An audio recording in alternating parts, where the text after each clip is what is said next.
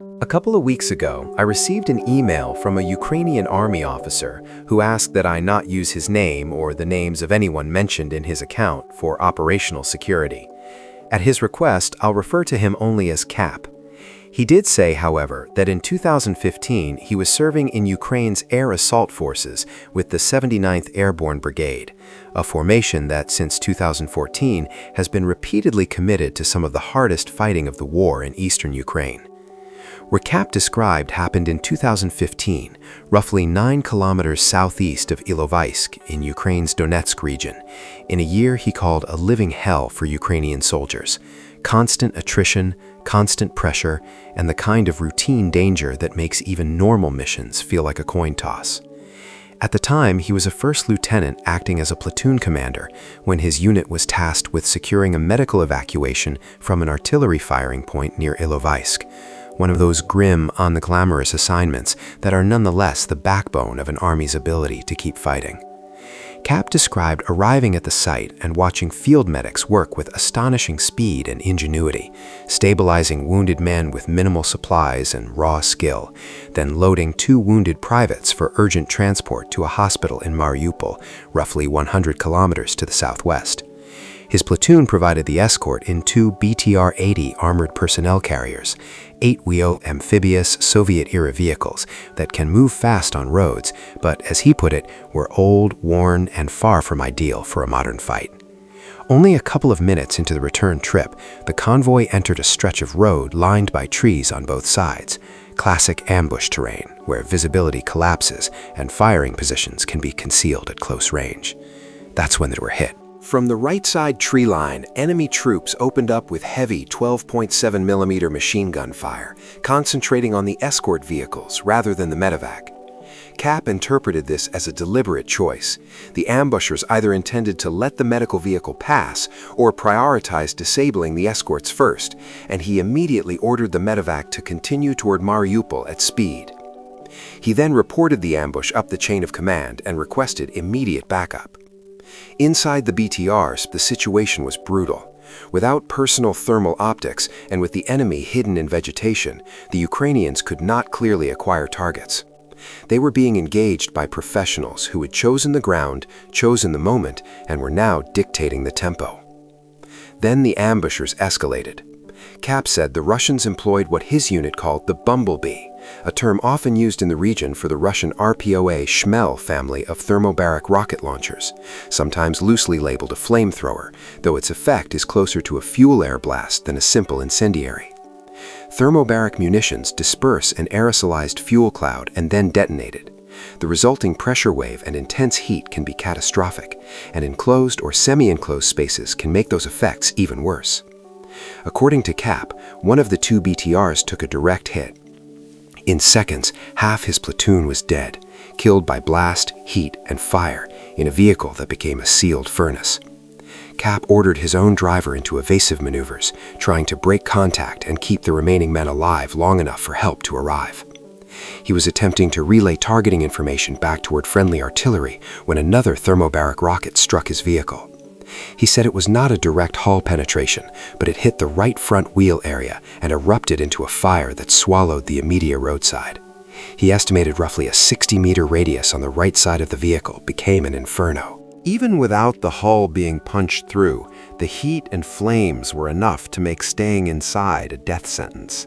The crew bailed out in chaos and pain, and Cap suffered severe burns to his face, 2nd and 3rd degree, injuries that would leave lasting marks. The survivors moved into the left side tree line for cover, hoping to hold out until reinforcements arrived. And then, without warning, the fight changed in a way none of them could explain. The incoming fire stopped. At first, Cap and his men thought their backup had arrived and had suppressed the ambush line, but he quickly realized there were no friendly vehicles, no friendly voices, no engine noise, nothing that matched a relief force. Instead, from the opposite tree line, the right side where the ambushers had been firing, Cap said he suddenly heard screaming and chaotic gunfire, as if the enemy position had erupted into internal violence.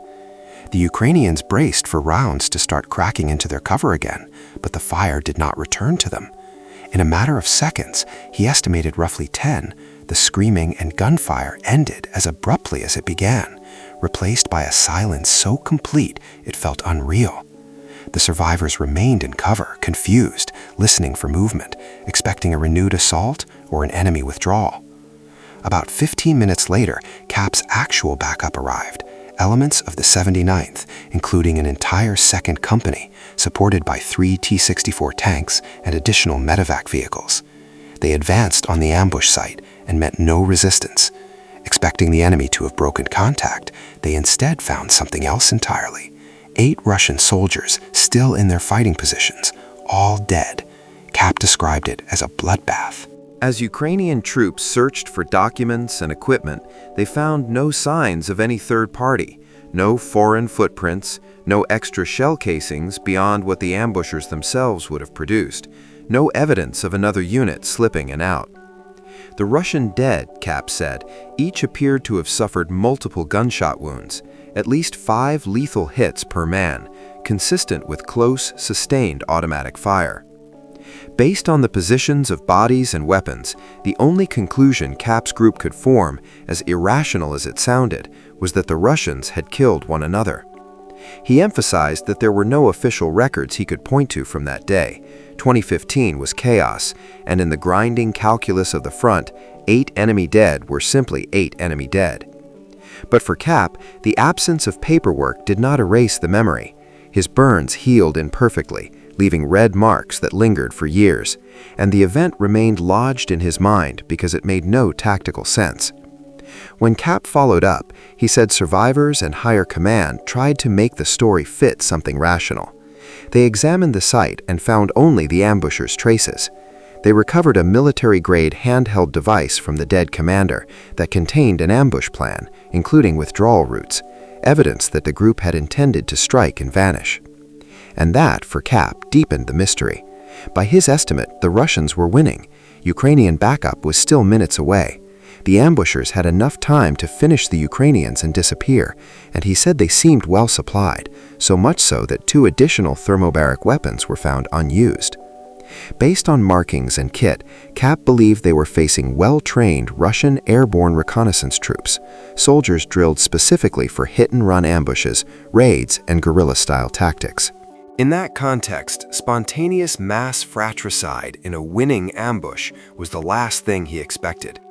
CAP considered possibilities: a direct order from higher command to self-terminate for deniability, a psychological warfare demonstration, some kind of synchronized mental break, or a trigger none of them understood. Yet each explanation collapsed under the same weight. Why do it then? Why do it that way? And why leave behind unused weapons and an operational plan clearly meant for extraction? His men, he said, called it the hand of God, or the work of a guardian angel. Some became believers afterward. CAP did not claim certainty. He insisted only on what he remembered, what his platoon found, and what the physical scene suggested to those who walked it. He also apologized for his English in his email. It didn't need apologizing. His account was clear, disciplined, and haunting in the way it avoided drama while describing the unbearable. And the timing of his message mattered. He warned that Ukraine was again facing the prospect of wider war, noting the buildup of Russian troops near the borders and the presence of Western diplomatic and military engagement as Ukraine prepared its defenses. Not long after, the world watched the fear he described become reality as Russia launched a full-scale invasion. Strikes across multiple cities, military installations hit, civilians killed, mass displacement, men of fighting age mobilized, ordinary citizens arming themselves, and armored columns pushing in from multiple directions.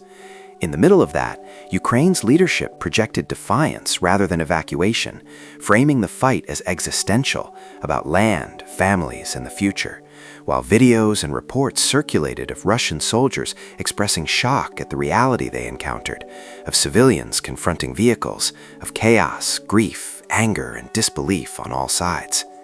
CAP's 2015 ambush story, told years later, doesn't fit neatly into any official narrative or clean explanation, and that's exactly why it lingers, not because it offers certainty, but because it exposes how war can generate moments that feel impossible, even to the people who lived through them. Moments where training, planning, and firepower suddenly give way to confusion, silence, and unanswered questions. If you want more stories like this, told carefully, without names when needed, and with the details tightened into a clear narrative, leave a comment with what you think could plausibly explain what Cap's platoon found that day. Share this with someone who follows modern conflicts and military history. Hit like if you want this format to continue, and subscribe with notifications so you don't miss the next episode.